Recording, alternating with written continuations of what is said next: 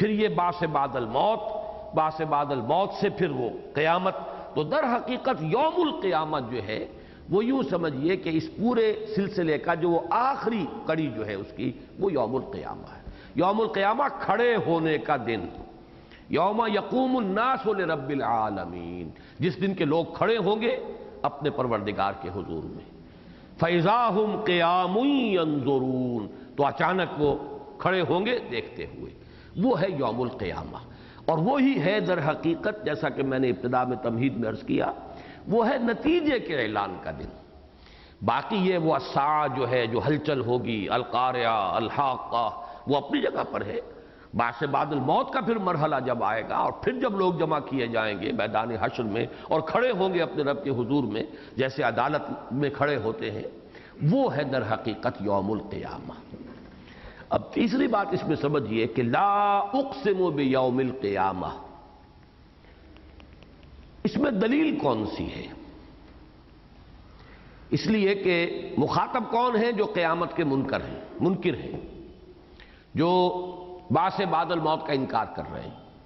وہ جو میں نے مختلف شیڈز بتائے تھے انکار قیامت یا انکار آخرت کے، ان میں وہ جو سب سے اوپر ہے، جو آخرت کا انکار کرتے ہیں، جو کہتے ہیں بعث بعد الموت کیسے ہو جائے گا، کیسے جب کہ ہم مٹی ہو کر مٹی میں مل جائیں گے، ہماری ہڈیاں بھی گل سڑ جائیں گی، کیسے ممکن ہے؟ وہ ہیں لوگ کے جو مخاطب ہیں.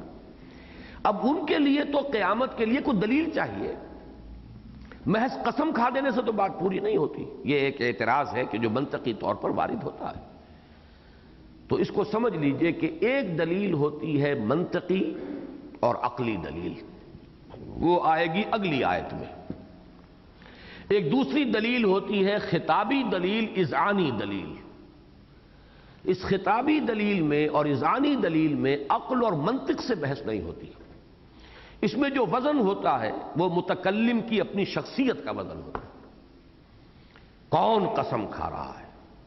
در حقیقت سارا جو وزن اس میں پڑے گا وہ اس کی شخصیت کا. اب ظاہر بات ہے کہ جو شخص قرآن مجید کو اللہ کا کلام مانتا ہے وہ جب اس کو پڑھے گا تو لرز اٹھے گا، لا اقسم بیوم القیامہ.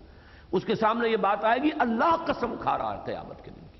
وہ ایک ایسی اٹل حقیقت ہے، ایسا شدنی امر ہے، اتنی وہ قطعی ہے اور حتمی ہے اور یقینی ہے کہ اللہ تعالیٰ اس کی قسم کھا رہے تو لرزہ طاری ہوگا، کپکپی طاری ہوگی، آدمی چونک جائے گا. اور برسبیل تنزل یہ عرض کر رہا ہوں کہ جو شخص اسے اللہ کا کلام نہیں مانتا وہ بھی یہ تو کہے گا کہ محمد کہہ رہے ہیں صلی اللہ علیہ وسلم. اب ظاہر بات ہے کہ خود حضور صلی اللہ علیہ وسلم کی شخصیت دلیل ہے. کون قسم کھا رہا ہے، کون کہہ رہا ہے؟ تو پورا وزن جو ہے حضور صلی اللہ علیہ وسلم کی شخصیت کا وہ گویا کہ اس کی پشت پر ہے.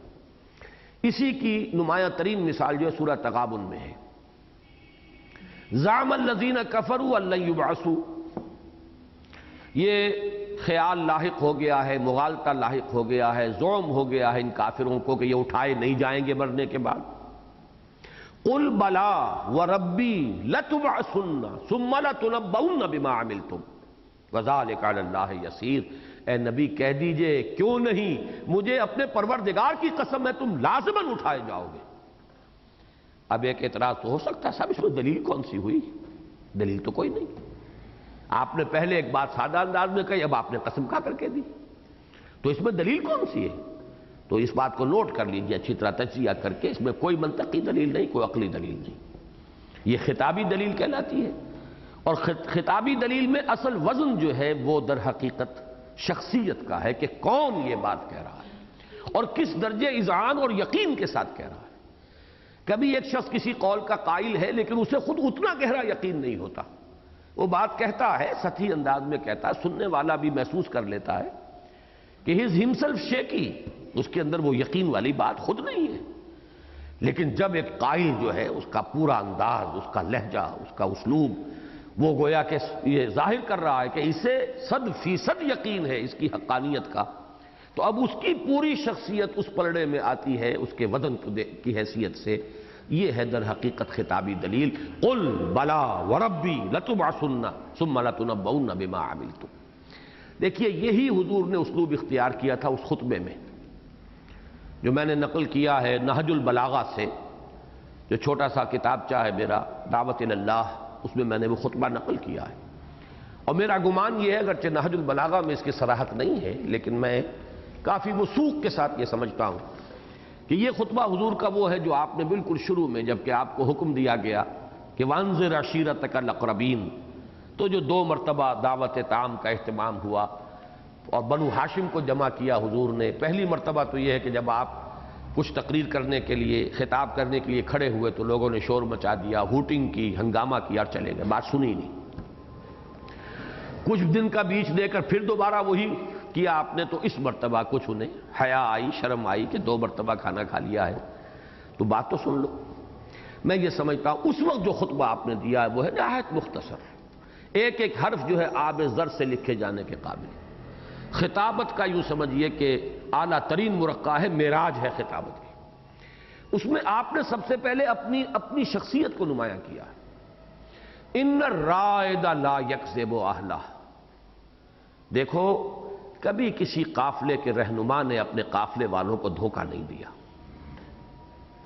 رائد کہتے تھے اصل میں عرب میں، آپ کو معلوم ہے کہ سفر بڑا پرخطر سفر ہوتا تھا، ذرا سا راستے سے بھٹک جائیں تو صحرا، لق و دق، نہ کچھ پینے کے لیے نہ کھانے کے لیے، ہلاکت۔ تو جو شخص اگلی منزل کا فیصلہ کرتا تھا کہ اب اگلا پڑاؤ کہاں ہے، کتنے میل پر ہے، 50 میل پر ہے، 30 میل پر ہے، کتنا ہمارے پاس پانی ہونا چاہیے، اس اگلی منزل کا تعین کرنے والا رائد ہوتا تھا۔ اور ظاہر بات ہے کہ وہ سب سے معتمد ترین انسان ہوتا تھا اس قافلے کا، وہ دھوکہ دے تو سب کے سب ہلاک ہی ہلاک، کسی کے بچنے کا کوئی امکان ہی نہیں۔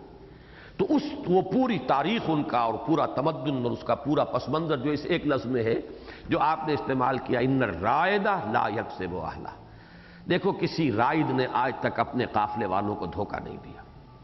اب اس پر آپ نے بلڈ کیا ہے، اب یہ دیکھیے یہ ہے وہ خطابت کا انداز۔ واللہ لو کذبت الناس جميعا ما کذبتکم ولو غررت الناس جميعا ما غررتکم، خدا کی قسم اگر میں تمام انسانوں سے جھوٹ بول سکتا تب بھی تم سے کبھی جھوٹ نہ بولتا۔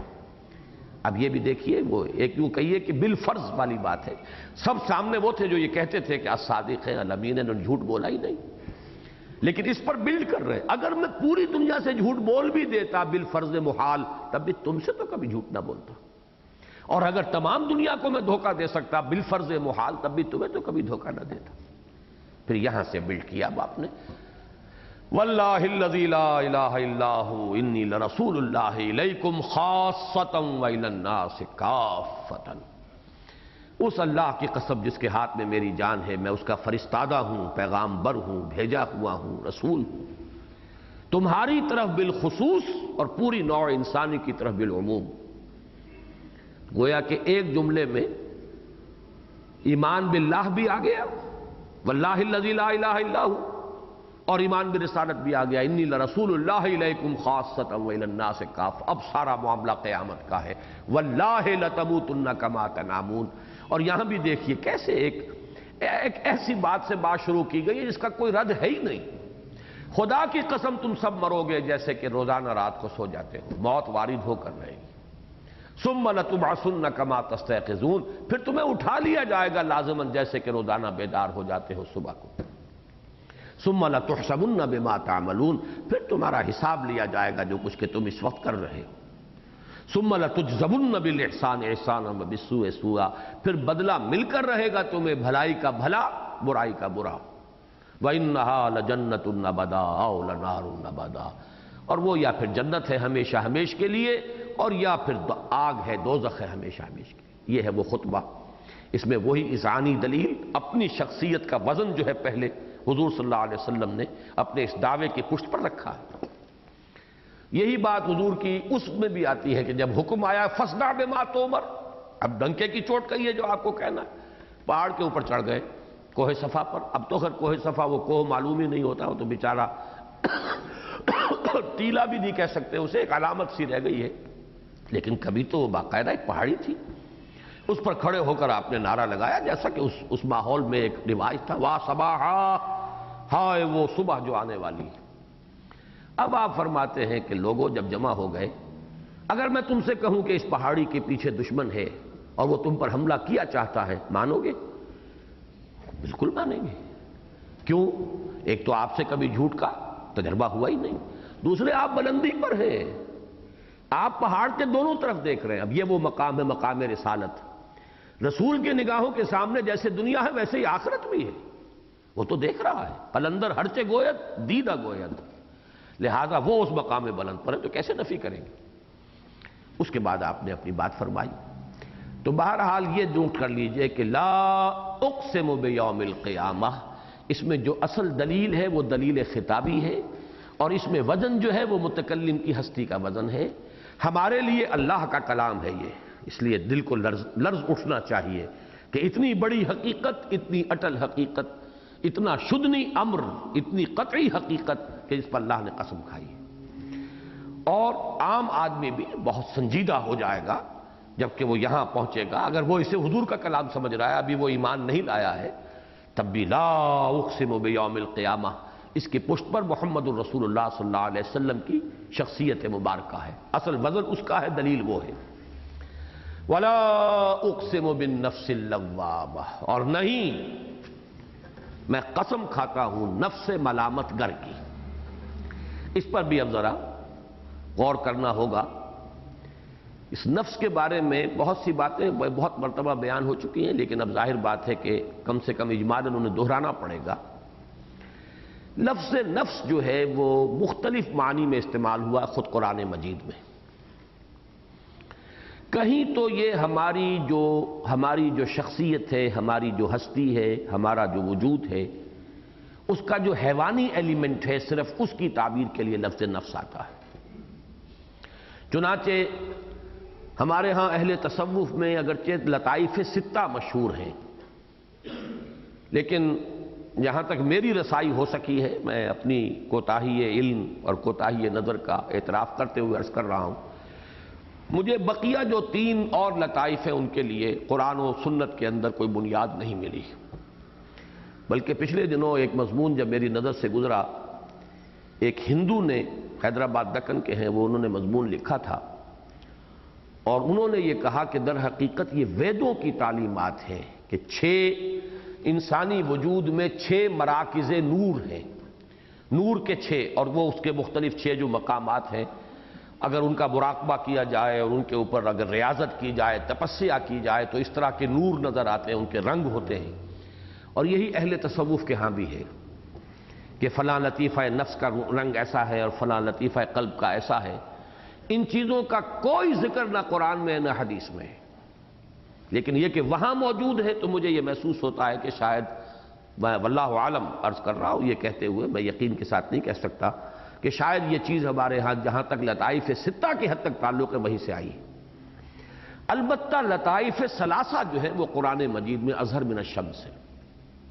نفس، قلب اور روح، یہ الفاظ قرآن مجید کے بار بار آتے ہیں، بار بار آتے ہیں، دہرا دہرا کر آتے ہیں کہ یہ ہے در حقیقت 3 لطائف ہے، ہمارے وجود کے یہ 3 لیول ہیں۔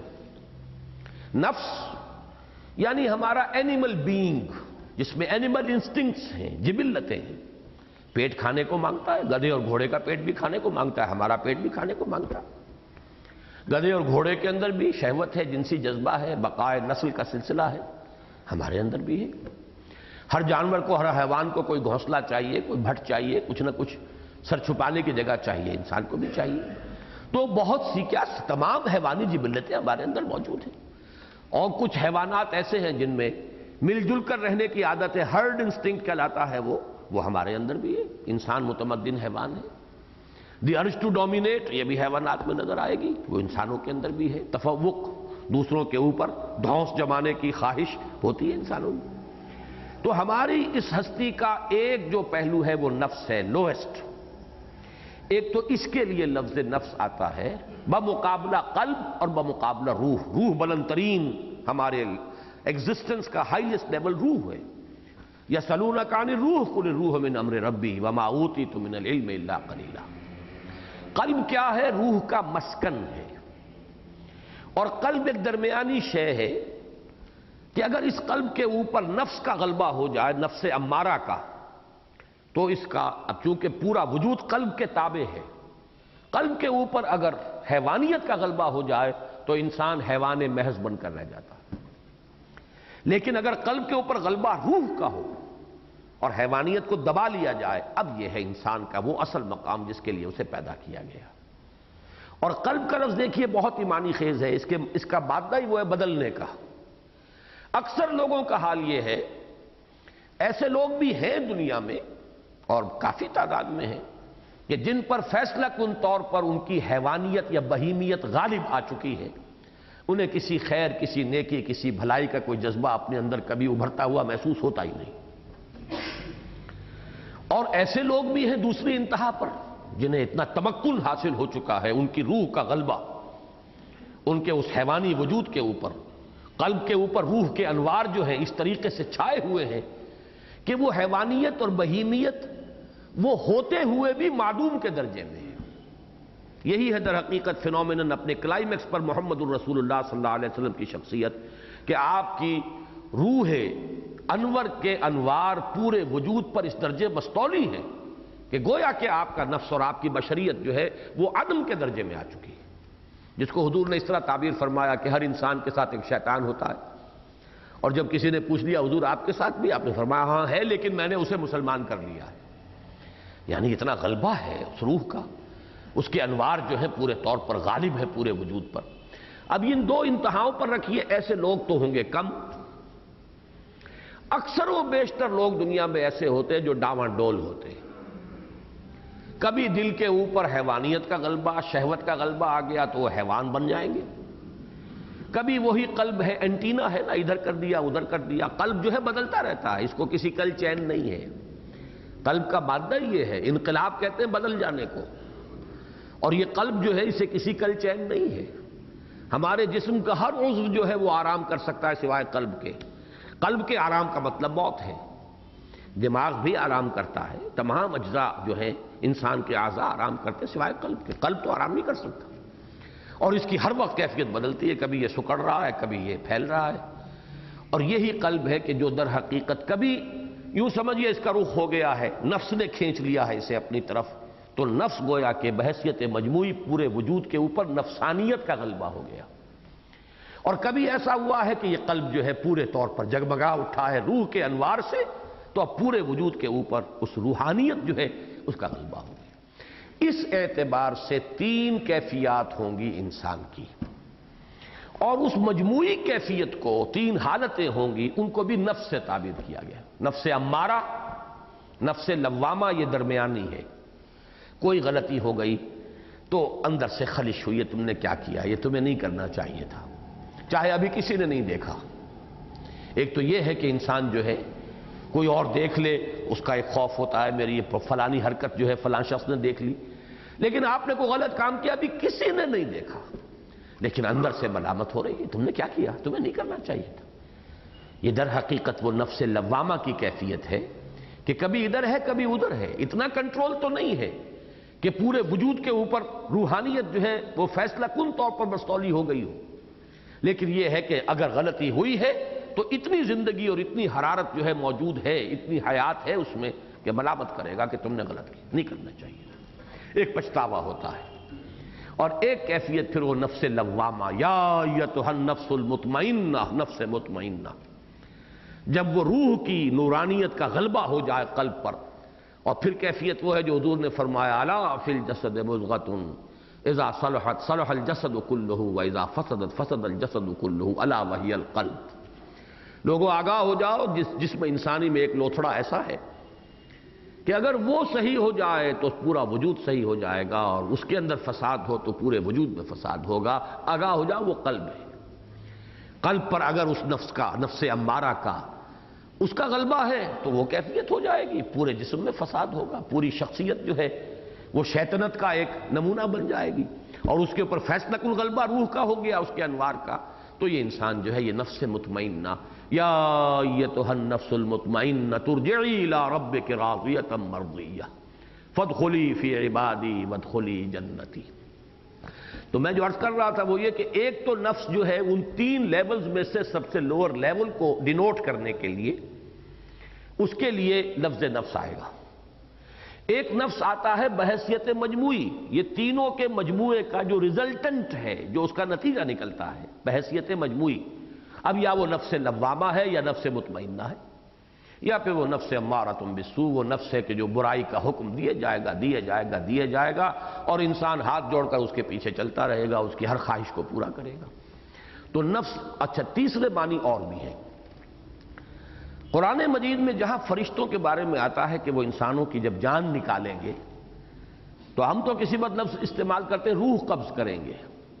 یہ روح اور نفس کا لفظ جو ہے، یہ الفاظ ہماری اردو بول چال میں اور تحریر میں، تقریر میں یہ گڑبڑ ہو جاتے ہیں۔ قرآن مجید میں لفظ روح نہیں آتا ہے، اخرجوا انفسکم، نکالو اپنی جانیں۔ اب یہ جو جان کا نکالنا ہے اس کے لیے لفظ روح نہیں آیا ہے، اگرچہ وہ مجموعہ ہوگا پورا، لیکن یہ کہ اس کے لیے لفظ جہاں بھی آیا ہے جان کے لیے، اور چونکہ جان در حقیقت وہ ہمارے حیوانی وجود کا لازمی حصہ ہے، لہذا اس کے لیے لفظ لایا گیا ہے نفس، اخرجوا انفسکم، نکالو اپنی جانیں۔ تو یہ تین مختلف استعمالات ہیں لفظ نفس کے، اور یہاں پر اس درمیانی کیفیت کو نفس لوامہ سے تعبیر کر کے اب اس کی قسم کھائی جا رہی ہے۔ اب سمجھنا ہوگا کہ اس میں، جیسا کہ میں نے عرض کیا تھا کہ اس میں منطقی اور عقلی استدلال ہے قرآن مجید کا قیامت پر، اس کی تھوڑی سی وضاحت کرنی پڑے گی۔ بارہا یہ چیزیں پہلے بیان ہو چکی ہیں۔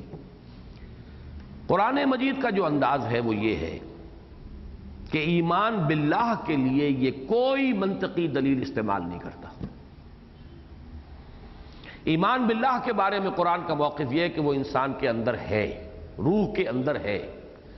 روح کے بجائے لفظ ہم بول دیتے ہیں فطرت اللہ التی فطر الناس علیہا، فطرت میں ہے، صرف پردے پڑ گئے ہوتے ہیں، وہ آیات آفاقی، آیات انفسی، آیات قرآنی، وہ اس ڈورمنٹ کانشسنس جو ہے، وہ جو خابیدہ ایک شعور ہے اس کو بیدار کرتا ہے۔ یہ آیات جو ہیں ان کو بیدار کرتی ہیں اور اندر سے وہ شعور ابھر کر انسان کے شعور کی سطح پر آ جاتا ہے۔ یہ ایمان باللہ کا فینومینن ہے۔ اسی لیے ان تمام چیزوں کو آیات کہا گیا، نشانیاں کہا گیا۔ جیسے کسی شے کی نشانی دیکھ کر وہ شے یاد آ جاتی ہے۔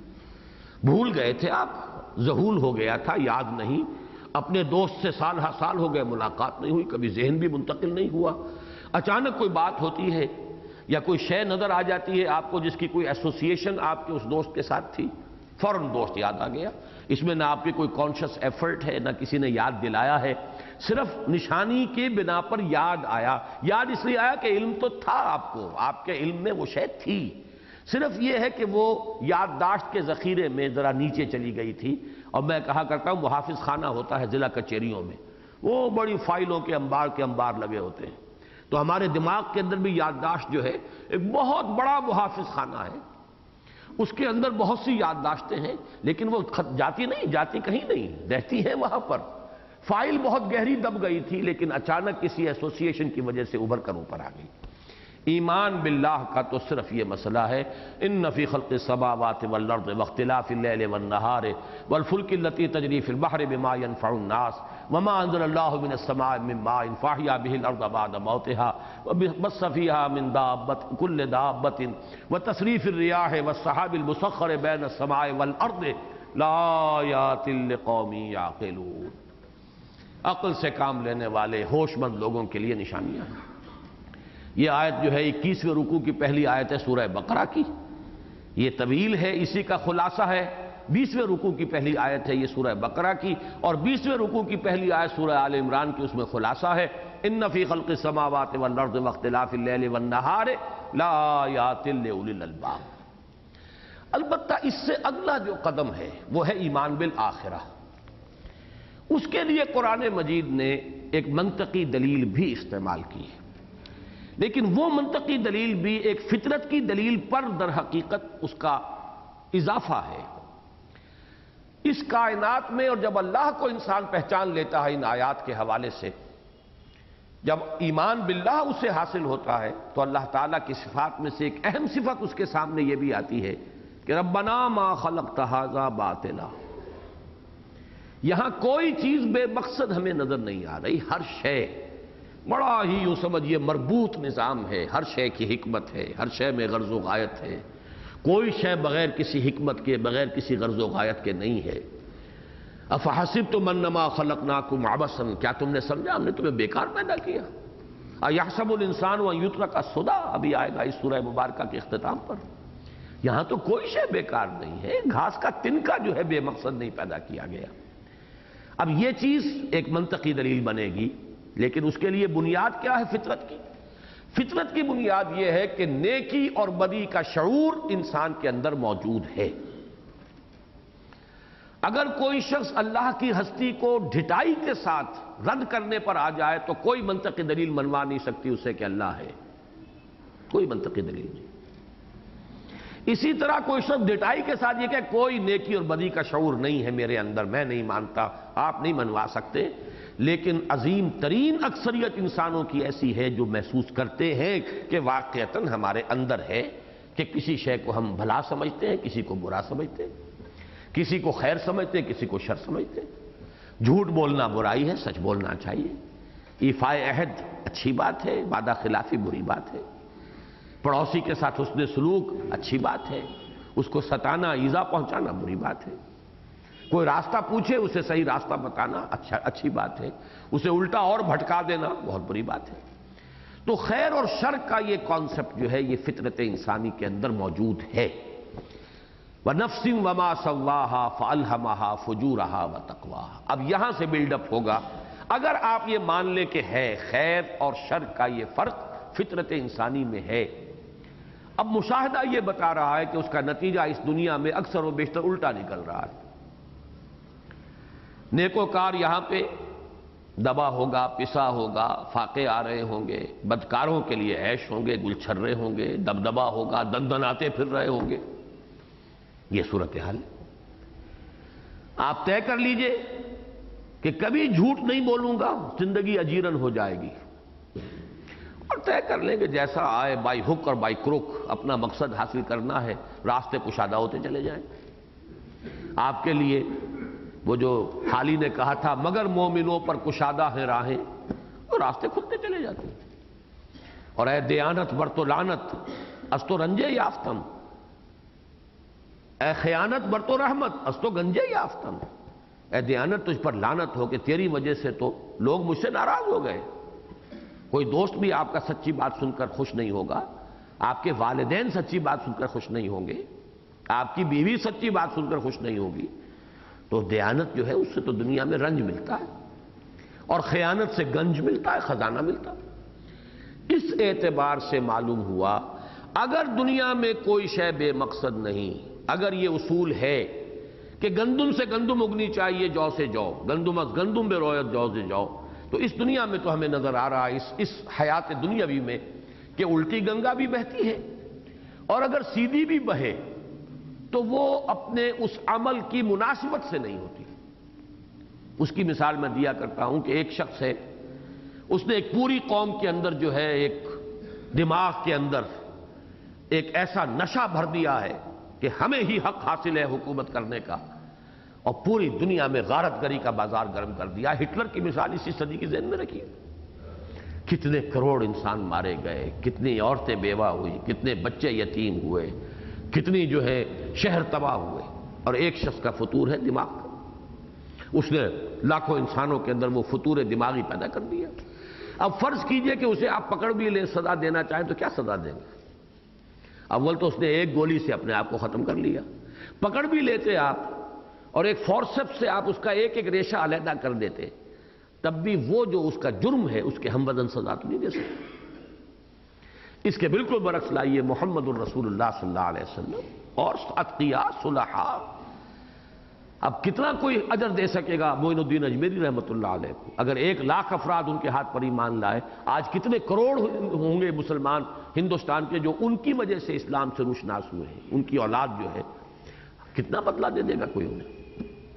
ان کی نیکی کا بدلہ دینا ممکن ہے کیا؟ حضور صلی اللہ علیہ وسلم نے جو بھی ہمارے لیے خیر کیا اس کا کوئی بدلہ ہم دے سکتے ہیں اسے؟ آپ کو صلی اللہ علیہ وسلم؟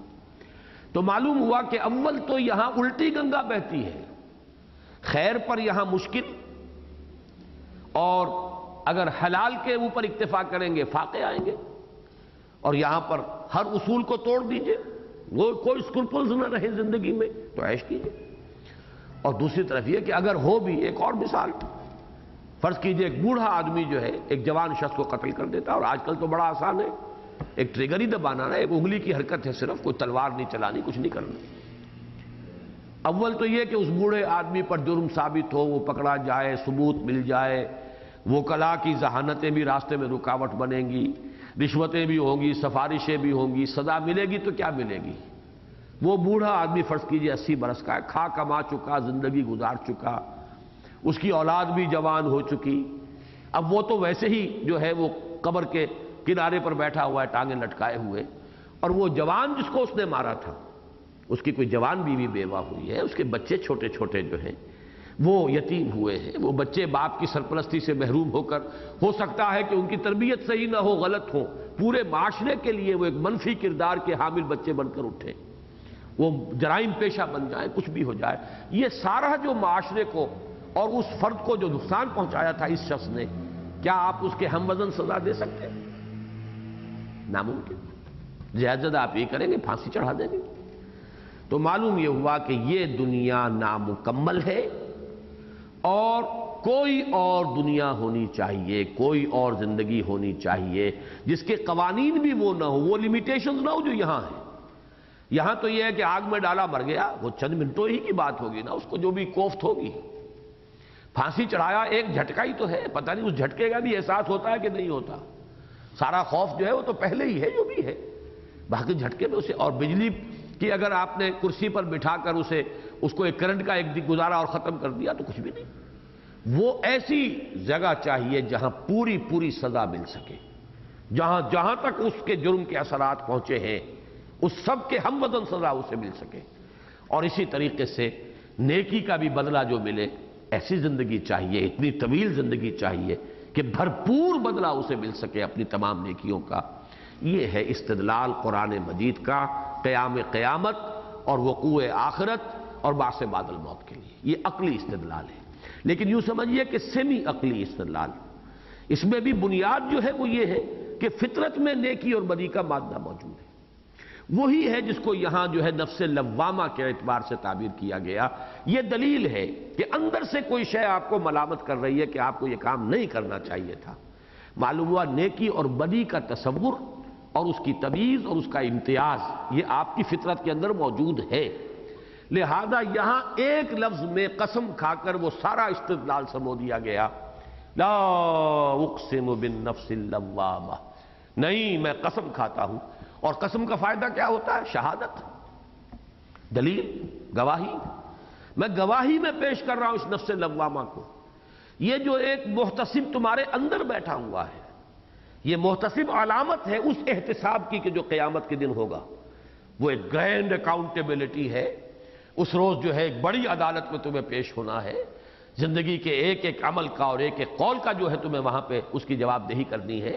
یہاں یہ ہے کہ یہ چھوٹی سی عدالت ہے تمہارے اپنے اندر، نشانی کے طور پر اللہ نے رکھ دی ہے، اس کے حوالے سے پہچانو کہ قیامت ہو کر رہے گی، اس لیے کہ اگر یہ نیکی اور بدی کی تمیز حقیقی ہے، یہ صرف سراب نہیں ہے، دھوکہ نہیں ہے، ہیلوسینیشن نہیں ہے، فریب نہیں ہے، اگر یہ حقیقی ہے تو سوچو کہ اس کا کوئی نتیجہ نکلنا چاہیے، اس لیے کہ اس کائنات میں کوئی شے نہیں ہے جو بغیر کسی نتیجے کے اور بغیر کسی مقصد کے، بغیر کسی حکمت کے ہو، اور یہاں پر تم دیکھتے ہو کہ نیکی اور بدی کے نتائج جو ہیں اکثر و بیشتر تو برعکس نکل رہے ہیں، اگر اس سمت میں نکلتے بھی ہیں تو اس نسبت اور تناسب کے ساتھ نہیں نکلتے۔ معلوم ہوا کہ یہ عالم ناقص ہے، یہ زندگی ناقص ہے، ایک اور زندگی اس کے ساتھ ہونی چاہیے جس کے قوانین طبیعی بھی اور ہوں گے، مختلف ہوں گے، وہاں موت نہیں آئے گی، لا تبقی ولا تذر والی آگ ہوگی، وہ نہ چھوڑے گی نہ باقی رکھے گی، نہ موت آئے گی، ثم لا يموت فیہا ولا یحیا، اس میں تو وہ موتیں مانگیں گے، لا تدعو ثبورا واحدا وادعو ثبورا، بھول رہا ہوں، وادعو ثبورا کثیرا، بہت سی موتیں مانگو، ایک موت سے گزارا نہیں ہوگا، قیامت میں تو یہ کہا جائے گا جہنمیوں سے۔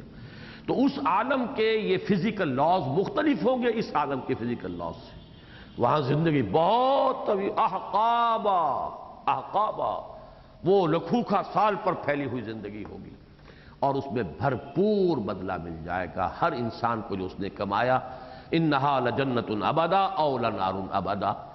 آج ہم صرف انہی دو قسموں تک اپنے درس کو محدود رکھ رہے ہیں، پہلی قسم جیسا کہ میں نے عرض کیا مقسم علیہ یہاں پر محذوف ہے، کس چیز پر قسم کھائی جا رہی ہے؟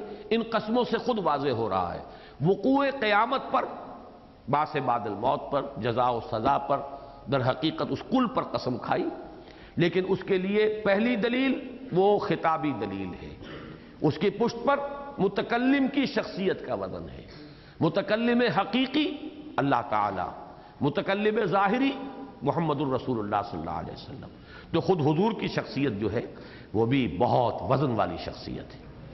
اور دوسری دلیل اس میں صرف ایک لفظ کے حوالے سے یہ پورا فلسفہ جو آخرت کا ہے، جو پھر بہت ہی تشریح کے ساتھ آیا ہے قرآن مجید میں، افحسبتم انما خلقناکم عبثا وانکم الینا لا ترجعون، کیا تم نے یہ سمجھا تھا کہ ہم نے تمہیں بیکار پیدا کیا ہے اور تم ہماری طرف لوٹائے نہ جاؤ گے؟ کہیں فرمایا ربنا ما خلقت ھذا باطلا سبحانک فقنا عذاب النار، اے رب تو نے یہ سب کچھ بیکار پیدا نہیں کیا، تو پاک ہے اس سے کہ عبث کام کرے، بیکار اور بے مقصد کام کرے، بس ہمیں بچا لے آگ کے عذاب سے۔ کہیں فرمایا خلق السماوات والارض بالحق، اللہ نے آسمان اور زمین حق کے ساتھ پیدا کی ہے، یہ باطل نہیں ہے، حق ہے، با مقصد ہے، با معنی ہے، حکمت ہے اس میں، غرض و غایت ہر شے میں ہے۔ تو جس شے کے ہر جز میں غرض و غایت ہے وہ بحیثیت کل کیسے بلا مقصد ہو سکتی ہے؟ اور اس کائنات کے اندر مرکزی وجود انسان کا وجود، اس کے اندر وہ اخلاقی حص جو اس کی اس فطرت کے اندر موجود ہے، یہی سب سے بڑی دلیل ہے وقوع قیامت پر اور جزا و سزا کے حق ہونے پر۔ بارک اللہ لی ولکم فی القرآن العظیم ونفعنی وإیاکم بالآیات والذکر الحکیم۔